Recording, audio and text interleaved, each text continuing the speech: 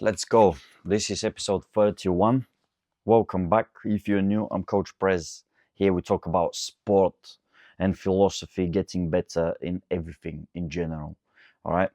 So today we're breaking down the topic of measurement. A couple of podcasts ago, we talked about progress and progress as the key to life almost. Okay. We were breaking down what exactly is progress, why is it so important. Today, we're going to break down the topic of measurement. Okay, it sounds a bit weird, but we're going to discuss why is measurement the key to progress. All right, we're going to completely dissect it, look at the positives, look at the negatives, and make some progress mentally, create some frameworks that we can use as we navigate the world and all this mental stuff that we talk about all the time, pretty much. So all we talk about here is mostly mental. Most of the time, it's things that are intangible, things that cannot be measured, yet they're so important. So we're going to talk about all this today. But before I start, I have a little bit of a rant. I've been annoyed this week by something that I need to mention, okay? And that's gonna be emotional intelligence. I have a big problem with emotional intelligence, okay? If you don't want to listen about, if you don't want to listen to me venting my frustrations about emotional intelligence and more so about people that talk about emotional intelligence, skip ahead. I'll have the timestamps in the, you'll be able to skip ahead, okay? But I believe it's important, and I think I might even go as far as to say that I can link it into the topic. So emotional intelligence, what is this? You know, obviously 99.9% of my viewers, pretty much, are men. So emotional intelligence, with the risk of me being cancelled, although no one is gonna cancel me. A lot of girls, they talk about, oh, emotional intelligence, you know. I feel like I'm more emotionally intelligent than you. What? What are we talking about? Emotional. What is this? What is this thing, emotional intelligence? What are they talking about? Okay, when they say it, I literally I have the example. I'm gonna tell you, I'm gonna give you somewhat of a personal anecdote or a story. Well, I'm trying to be slick here, using word or anecdote. I could have said story. I'm trying to be smart. Okay, I need to humble myself, relax, calm down. But I'm aggravated emotional intelligence. And they start trying to, and you ask, what is emotional intelligence then? Because you never hear men talking about, oh, emotional intelligence is really important. I've never heard a man talk about emotional intelligence in my life. So I go, okay, what is emotional intelligence? Well, emotional intelligence is someone that understands, that listens, that can empathize with me and whatever. Just some stupid answer. Literally, most people, most girls, by emotional intelligence, they understand. They have a very limited understanding of it, which is pretty much have empathy and also like don't be afraid to express your feelings. Pretty much, but that's it. Okay, so I need to fix that problem because it bothers me. Let's actually discuss what emotional intelligence is. There is a there is a framework that is widely accepted, okay, by almost everyone in the field. The contributing factors to emotional intelligence, the areas of emotional intelligence, so we can get the all that mystique around it. Oh, emotional intelligence. You know, some people when they say that, they feel like they just I don't know, they discovered hot water or whatever the saying is. You know, it's just annoying. It's annoying. So emotional intelligence, what actually are the areas of emotional intelligence? So we have empathy, of course. you need to, as your ability to understand how other people feel and kind of to be able to feel their emotions with them. Okay, understanding others' emotions. That's, in short, that's empathy. Okay, but then after that, we have the real ones that I appreciate more. Self-awareness. Being aware of what you feel, of the things that go on the inside, of how this makes you feel. Why does it make you feel that way? Not just, well, you cannot express your feelings, that means you're not emotionally intelligent. No, that's just a stupid statement. That's just dumb. All right? It's you understanding, being self-aware of what goes on the inside. Okay? When something causes you to, I don't know, to stress, then acknowledge it. Say, okay, this stressed me a little bit. Why? Start working out why. Okay? So self-awareness, be self-aware of your emotions, of what's happening. But you need that reflection.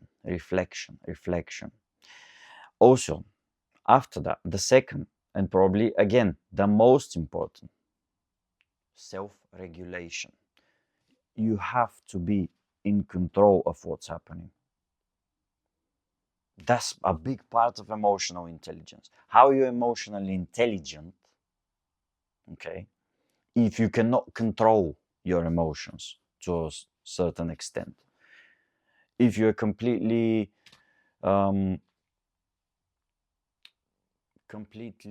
what's the word I'm looking for? If your emotions control you, where is your intelligence? How is your intelligence shown?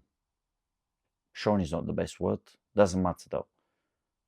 How do you showcase your intelligence? By allowing your emotions to control you. There isn't any intelligence there. Yeah. So your ability to control your emotions is important. And that goes into, are you emotionally intelligent? Yes. Or then I'm expecting for you to be able to control your emotions. Okay? To be able to say, no, I'm not going to be angry with this. I'm going to calm down now and do it. Yeah? We need to be able to do that. That's emotional intelligence. Next, it has something to do with motivation. Okay? Can you, obviously controlling your emotions, channeling them into something? Can you stay motivated, disciplined? Is that not emotional intelligence? Think about how much work you need to do, you need to put in to remain disciplined. Is that easy? No. But is it intellectually challenging to remain disciplined? No, it's something else. It's like you feel that internal resistance. You feel the urge to want to relax, to want to sleep in, to want to take a day off. Discipline is you overcoming this, but it's how you overcome it and how you overcome that. It's on an emotional level. So being disciplined, is that not probably the biggest, not the biggest, but one of the biggest indicators of emotional intelligence? You know, make a counter argument here. I'd like to hear it. Next and final one is social skills. Okay, navigating the world, using what you know, talking to people, obviously building relationships, all right, being able to communicate with people, being able to recognize what every particular interaction and situation needs from you. The so-called reading the room. Yeah, read the room. Stuff like that. So this is 5 factors for you, because I don't want to spend too much. With 10 minutes in almost. You have emotional intelligence for all the girls. Whenever a girl comes to you and starts talking rubbish and nonsense about emotional intelligence, you're quickly gonna go, listen here, woman. I don't know, insert name. Self-awareness, self-regulation, aka self-control. Self-awareness, self-control, motivation slash discipline, um, empathy, and social skills. 5 distinct areas that go into it. Okay? That's emotional intelligence. Do you have all 5? If not, and you know I don't like it. I always have a problem with it because it sounds too, it's too intangible for my liking. It's too out there. Now you can make the argument, well, hold on. All you talk about is things that are intangible, so things that cannot be measured. What was your problem with emotional intelligence, where you could actually make a really serious argument that all I talk about is things to do with emotional intelligence? That's crazy though. And I've been called like emotionally unintelligent, let's say. Can you imagine me have a podcast with over 30 something hours of me talking about how to get better and to manage your emotions and to be better and to think better and all that stuff? But apparently, yeah, I don't know. It is what it is. Most things that people say about you, that's just, I'm going to open a little bracket here. Most things, most things. I feel like I've taken too much damage to the head, too many punches to the head, probably. Anyway, why am I making mistakes with the way words come out of my mouth? It's probably because it's late. But anyway, regardless, most things people say about you actually tell you more about them than about you. Okay? I'm generalizing, heavy generalization here. Heavy generalization. Okay, the exceptions. When I tell you something, it's probably the truth, you know. There's a lot of people that tell you the truth, and then you can use what I just said as a coping mechanism. You probably say this, you're projecting, stuff like that, you know. But I'm generalizing. But if you know that the person is telling you something and is coming from a good place and he's making logical, reasonable points, then probably listen to that person. But yeah, anyway, so we went over emotional intelligence, we demystified it, we know now what it is, we talked about it, we're all good now. Girls are not going to be able to get away with talking shit, you know, because if they see that you're smart, which hopefully you are if you're watching this absolutely amazing podcast, they're gonna wanna level the playing field. You know, it's a normal human thing to do. You kind of have established yourself as the smarter person in the conversation, so they want to say, oh yeah, but emotional intelligence, I feel like you don't share enough of something like this. So they want to level the playing field. But usually I've spent too much time talking about this. It sounds like I've had problems with girls or whatever, which I haven't, because I don't. No girl can cause problems to me. Can cause me problems. Yeah. Again, bad English. What's happening? I think I've had one too many hard sparring sessions, probably. Moving on. No, it's just late. Let's get to the point now. Let's get to the point. Let me get some water, and we actually get to the core of that podcast. In the first place, this is probably going to be the title.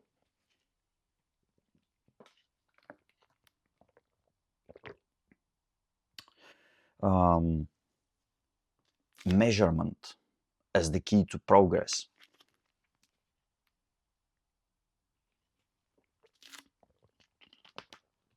I'm good now. Rehydrated. Let's talk about it. We need to understand the fact and establish this common knowledge as it should be, which is you cannot improve something that you cannot measure. Okay, general rule. How do you improve something that you don't know, that you cannot measure? How do you know that you've improved it if you're unable to measure it? Does that make sense? Hope it does. That's the logic behind it. In order, I don't want to make it mathematical, scrap that. The logic is measure something. You have this knowledge of whatever you just measured. Then you add whatever action, X action, and you end up with the final result. You measure again, and then you see what happened. And then you can actually decide, was this action a positive or a negative? Okay? This is, in essence, how we make progress. Very simply put. Okay? Does it sound a bit condescending, me putting it this way? Maybe yes. Bear with me. It's important. Whoops, my battery is kind of low. It's important. Okay, it's important with every difficult concept, with every topic. We start simple and we start building up on top of it. All right, so that's essentially the logic. We need to measure, so then we know, then we can see the impact of our actions. Okay, if you're just doing stuff without establishing a baseline, a starting point, or whatever, and you're just doing stuff, you don't really know the impact of your actions. All right, that's why measuring is essential in everything. Okay, what are the examples in sports? Obvious examples. If you want to get faster, you want to, let's say I want to have a better 100-meter sprint. Okay, what I'm going to do, I'm going to start training. Okay, I trained for 6 months and I sprint. I go run before the start of the program, sprint 100% effort, then I go do the program, then in 6 months time I run again. How would I know if I made any progress? How would I know? Well, I would have timed myself. Okay, before, after. So then I know, did this program work? Yes or no? It's very simple. It's very simple. The more things you can apply this to, the better. All right. This applies to almost every aspect of your life. Why I talk so much about philosophy and about intangible things, about when we're talking about self-improvement, if you have noticed, every time I start from the basics, from the most simple thing, and then I try and build the topic up from the ground up. So we create a framework. So this framework helps us, gives us a starting point, if you will. Although it's mental, but you start making the distinctions. When you start making distinctions, more accurate distinctions, essentially what you're doing, it's some form of measurement. Maybe it's not with numbers, but it's still, we're making refined distinctions. All right, that's why I try and give you these frameworks for everything I talk about. because I'm trying to establish something that is solid, that we can go off of. Does that make sense? Although here I just mentioned numbers, it doesn't always need to be numbers. In sports, it's numbers. In science, mostly numbers again, depending on your research. There is some research in science that is qualitative. Okay, quick detour here again. Qualitative and quantitative. Okay, quantitative research has to do with numbers. Okay, quantity. Qualitative has to do with opinions. Okay, quality is more so opinion based. All right, that's it. So that being said, some research is qualitative. Okay, they go and they do a research. We've all seen our study concludes that people are 12% happier when they drink 1 glass of wine a day. For example, just example title. We've seen plenty of titles like this. How did they gather this information? Well, they went about and they asked people, how do you feel on an average day? Give me like on a scale of 1 to 10. And people put like 8. But this is qualitative research, okay? It's based on people's opinion. They still give a number, but it's their opinion. It's subjective. It's not absolute, if you could use the word absolute in science, which is not. I don't recommend you do that. So qualitative research, that's it. It's based on opinion. So yeah, they're gonna collect this. This guy said that. That guy said that. Then they establish a baseline. Okay, people say that on average they're like 6.5% happy on any given day. And then they ask them. They ask another group, how happy do you feel if you have a glass of wine in the evening? And they go, oh, like I don't know, like a 7 or an 8. And then they go, well, the study concluded that people on average felt 7.3 instead of 6.8 when they had a glass of wine at the end of the day. So that's it. Qualitative research. Qualitative research, we want to mention this. It's not as reliable. The results are not as, the validity of the results is always taken with a pinch of salt.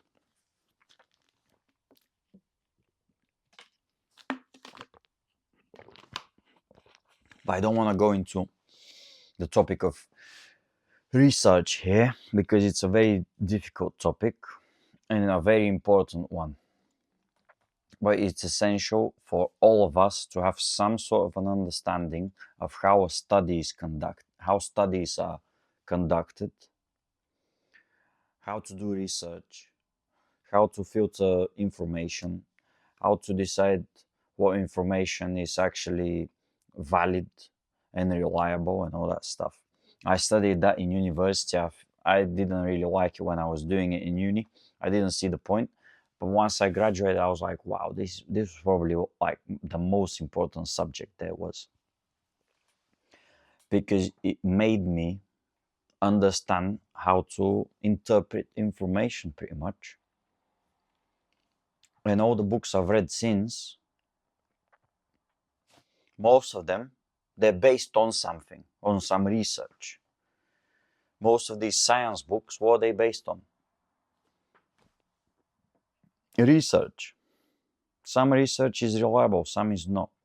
If we go into a discussion of food, then nutrition. That's the worst. That's the worst. I keep going off topic though. Back to the topic, measurement. Why is it so important? We gave some examples. Some positive examples. Sport. In sport, it's essential. Okay, we've established this. You want to be faster, well, you need to measure how quick you are first, then add X action or whatever, then see the results. Did it work? Yes. Okay. If not, then it didn't. You're at work. How do they decide who gets promoted and who doesn't? Or maybe your numbers were better. Okay, ideally they would promote you on your numbers. Okay, if your work's got anything to do with numbers. All right, so that's another thing. You get promoted based on something. Yeah, they measured your performance in some way. Football, all of sport was revolutionized pretty much after after the big boom in data analysis. Okay, if you look at most teams when they recruit players, it's mostly based on data. Okay, this guy plays this type of style, how he's got X amount of dribbles per game, he delivers X amount of crosses with success rate of X%, all that stuff is data driven. Everything is data driven in sport as well. Is it good? Yeah. In terms of performance, yeah. In terms of entertainment, enjoyment, we don't know, but performance, definitely, yeah. Performance is about winning. So, sport, science, essential. Measuring is essential. Anything you want to get better at, okay? Establish some sort of a routine that would allow you to measure what you do. We need to be very clear on that, regardless of what it is, okay? Regardless. Something that you can gather data and put it up against, if that makes sense. Let's give a negative example now. What happens if you don't have you don't measure things objectively in any sense, and you cannot measure things? I'll give you the biggest example. Look at Hollywood. Let's think about Hollywood. What happens there? How do you get picked for a movie? Is there some sort of an objective or even semi-objective way of measuring your performance? No. What does that mean? That means it's solely based on opinion. Okay? Opinion is influenced by loads of things. I find this guy likable. I'm gonna get him. I just like him, Oh, yeah, I like the guy. None of us can measure accurately or objectively whether he's good or not. I just like him. I'm gonna come here, boy. Yeah, or girl. You're gonna do this and this. So what happens then? When there is no objective measuring tool or whatever it is, then what happens? Everything starts decaying. Think about it. Everything starts becoming toxic as soon as you allow feelings and emotions, because opinions are based on feelings and emotions, to dictate what's happening. Look at Hollywood. What happens there? Everything is based on, I like this guy, I'm gonna give him that role. After I give him that role, what happens? Why is everyone in Hollywood weird? And they're just a bunch of weirdos doing bad things. Why? Well, because there is you need meritocracy. Let me use a big word here, which is a hierarchy where the most capable sits at the top. Okay? You're judged based on your ability. Okay? In acting, it's difficult to judge ability objectively. It's always subjective. So for you to be picked for a role, someone has to like you. When they like you, they choose you. And then when they choose you, you have to be grateful, because you weren't chosen based on, oh, you have amazing numbers. Okay, you could say, well, these guys, they get picked because they bring numbers to the box office. Well, you know how many things go into making a good movie, becoming a star. Yeah. So it's a lot of favors. What happens when it's a lot of favors? This guy starts getting picked, then he feels like, uh, that guy, he picked me. I better not do anything that's gonna piss him off. Yeah, because I might, next time he might pick someone else. I want him to like me. So anything he asks me to do, I'll do like a good boy. So what starts happening? That we start getting this propaganda, whatever it is. We start getting a couple of people at the top pulling the strings, and everyone else is like, yes, master, just repeat the same thing. Puppets, pretty much. Why? Simply because you cannot measure your performance, and you cannot get picked based on performance. You get picked based on opinion and feelings. So it starts becoming favor after favor after favor after favor. And then the people with the most money and the most power, they end up controlling everything, because they're going to tell you, hey, did I pick you for my movie? Yes. Then shut the fuck up. What are you talking about? You're not going to say that. Your opinion is going to be this. And you say, yes, sir. Otherwise, you're not going to be picked next time. You might be the best actor. No one cares. Yeah. No one cares. They're just going to say, this guy, he's ungrateful. You know? Bigger example than this, you'll never be able to find, I don't think. That being said, we gave a positive and a negative example. Now let's address the limitations. There are limitations, okay, when measuring. Some limitations. If you think about it, okay, I just spent 20 minutes talking about why it's so important. Measure this, measure that, measure as many things as possible. Still, do not get frozen measuring too many things and not doing anything, because wait, what if this is not the best? What if that's not the best option? What if wait, am I supposed to do this? What if and you get stuck. You get, because you can't decide, because you're never certain whether this is the best way, which is again a measuring problem, because you know where you start from, and you want to get from point A to point B, and you want to have like the shortest possible, you want to take the shortest route possible, the most efficient, and you start which is better, you start comparing what to do, which training program to pick, this one or that one, what, and instead of training, like, I don't know what to do yet. Exactly. That's a problem of measuring, obviously, because you need to compare this program to that program to that. Just start, okay? So you can over obsess with measurement and end up not doing anything because you're not sure yet. What else?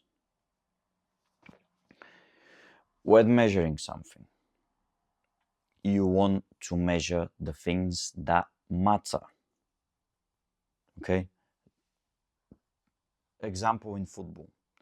People measure goals. Goals are easy to measure. You just count. This guy scored 5 goals. Well, yeah. And then this other player scored 4 goals. Who is the better player? Who would I want? If you just measure goals, yeah, the guy scored 5 goals. But what you don't realize is that the guy that scored 5 goals plays for the best team in the world and scored 5 tap-ins.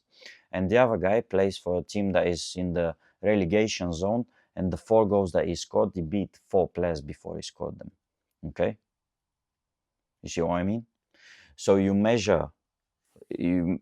take this like vanity measurement, which is very like superficial, surface level, and you don't actually pay attention to the things that really matter, to the meaningful stats, if that makes sense. All right. To give you a real world example, can I think of one quickly enough? I'm not sure. I can't, from the top of my head, I can't really think of anything. But that's a good one. That was a good one. You know what I'm saying. You want to measure the things that matter. Next potentially negative point. So we talked about over obsessing with just measuring and comparing and all that. We mentioned measuring the meaningful things. What's next? When you measure numbers, we're talking about numbers here. I love numbers. But we cannot ignore the rest. Okay? Not everything can be measured and given a number. All right?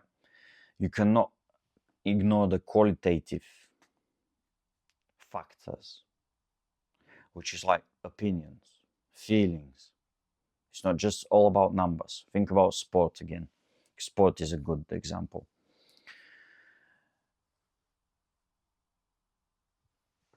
You can be the fittest you are. Okay? You can be the fittest you are. You don't have any injuries.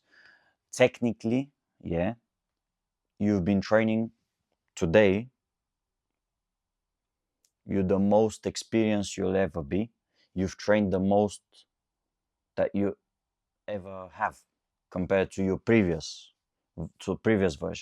versions of yourself. You're stronger in every category, like physically. You're doing better than ever before. And yet, when you go, you cannot perform. Why? Because there are other factors that are going to contribute towards your performance, that you're not going to be able to. Confidence. You're not as confident now. Creativity. You've been focused too much on getting the numbers in, working hard, putting your head down, lifting weights, jumping, whatever. Okay? But now you're not as, you don't feel as free. You feel like more of an athlete compared to more of an artist maybe before you felt. Yeah, that happened to me actually. That happened to me. The more I trained, the more I became like an athlete. I was strong, quick, everything. But I started losing my flair. Okay? It happened to me. Did I all of a sudden forget how to dribble and go past players and do crazy stuff? No.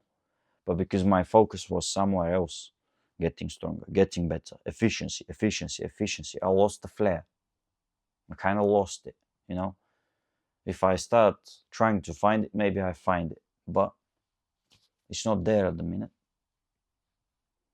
You know what I mean? So there are factors that are qualitative. You're not going to be able to really give a number to, but they are important as well. As much as I love numbers. Yeah. Next. As I just said, when I mentioned an artist, an athlete versus an artist, is that too many numbers, you start focusing on it. Okay? When we talk about performance, you start thinking about the details too much. Oh, I've run this much in the first half, I need to do that much in the second. Or I've done that many words on this assignment, I've got 1,000 more to go if I split them into 100 an hour. And you start kind of focusing on this instead of getting into a rhythm, getting into a flow. And you're just working. You forget about words. Yeah. Forget about, oh, how much running have I done in the first half? Okay. Or my passing success rate or something like that. Or I've missed 4 shots. Oh shit, my stats are gonna go down now. My conversion rate or anything like that. So you sacrifice maybe flow, a bit of flow. Getting in the zone, getting in a state of flow might be a bit more difficult when you're overly focused on numbers. And when you're struggling to get into a state of flow, your enjoyment is not what it used to be. You don't have as much fun because in your head it's all numbers now. So you want to be aware of all that as well. That's about it. That's a couple of things that you can keep in mind. But the main thing is, because I never like to finish on a negative. We've just been talking about the negative sides. Think about the positives. Everything in your life you can improve as long as you're willing to sit down and think, okay, well, something is not working here. And you check your current state is your starting point. Evaluate it. Put it into words, numbers, whatever. Work from there. This is the basic premise of this podcast even. Everything. Every single thing. Okay? You need to create a routine that keeps testing and reviewing the things that you do. If you don't, there is a 99.9% chance of you not progressing as quickly as you could. A rigorous testing routine of whatever you're doing. A test is a measurement. That's the key word today, measurement. So I'm not gonna prolong this anymore. I've said what I needed to say. This is gonna be the shortest podcast ever, but I need to watch the UFC. Some of my favorite fighters are fighting tonight, so very important. Big night for me. I need to get ready. And we'll be back next week. Probably a longer episode. And see what happens. Yeah. Alright, 43 minutes in. I'm cutting it short because I really need to go and I have to watch Mauricio Ruffi. Why? Listen. It's just another thing. 2 of my favorite fighters are fighting. They're both Brazilian. Brazilians are not overly obsessed with stats. But they're still there, you know. They're more artistic. So that's why I just said. Some things. I'm gonna finish with a quote. Not everything that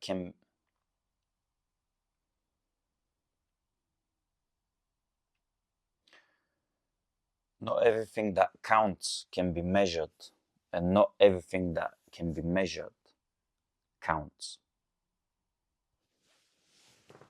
Yeah, that's the end. That's the end of the podcast. We finish on this quote. Not everything that can be measured counts. And what was the other part? And not everything that counts can be measured. There's some things that are intangible. But again, it will serve you well. After we finish here, take a minute, think about everything that you're doing, and especially what you want to get better at. And maybe get your notebook, write down current state. Write it down. Put a number maybe on it. Work from there. Find a framework that you can use for whatever it is, as I've been giving you a framework for quitting. Framework for quitting sounds a bit bad, but you know what I mean. We broke the topic down.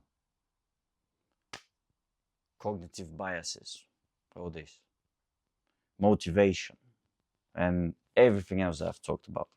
I give you some sort of a framework. So yeah, that's it. We're done. 45 minutes in. I'm finished for today. Episode 31, shortest of all time. And we'll be back next week. See you later.